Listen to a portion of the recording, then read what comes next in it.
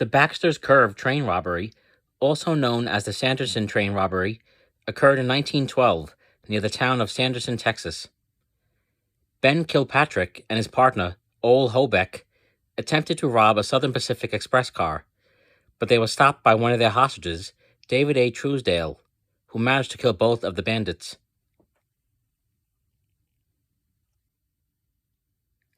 Ben Kilpatrick, known as the Tall Texan, was originally a member of Butch Cassidy's Wild Bunch gang.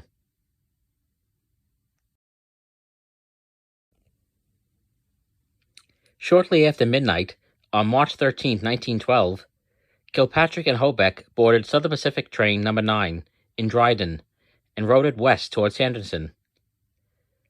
Once they were out of town, the two bandits put on masks and made their way to the front of the train to take the engineer, D.E. Grosh, two of his crewmen, and the express messenger hostage.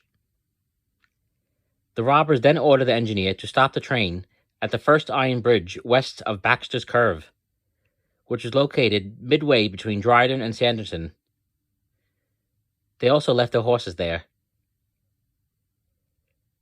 While Kilpatrick was holding the engineer at gunpoint, Hobeck went to the express car with the express messenger David A. Truesdale and the two crewmen to disconnect the following cars and start the actual robbery. Truesdale managed to arm himself with an ice mallet. Hobeck was looking down to pick up a package, and Truesdale struck him in the head with the mallet and killed him. Truesdale then armed himself with Hobeck's rifle and gave pistols to the other crewmen. They then turned out the lights and went back to the car to wait for Kilpatrick. When he appeared in the window of the express car, Kilpatrick called out the name Frank a few times, but was then shot in the head by Truesdale.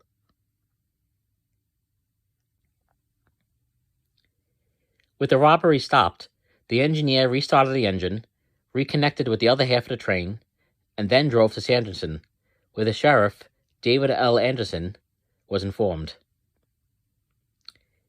He was a member of Billy the King's gang. The train arrived in Sanderson about 5 a.m. The bodies of Kilpatrick and Hobeck were immediately removed from the train and propped up in front of the depot for the now famous photograph. The bodies were wrapped in sheets and placed together in a large wooden coffin.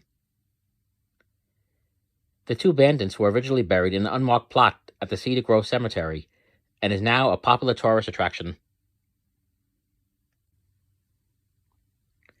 David Truesdale is portrayed as a hero.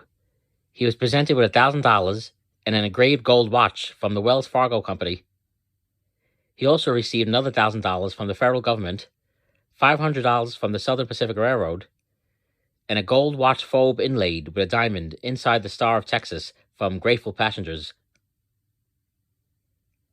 The Baxter's Curve train robbery is considered to be the last train robbery in Texas.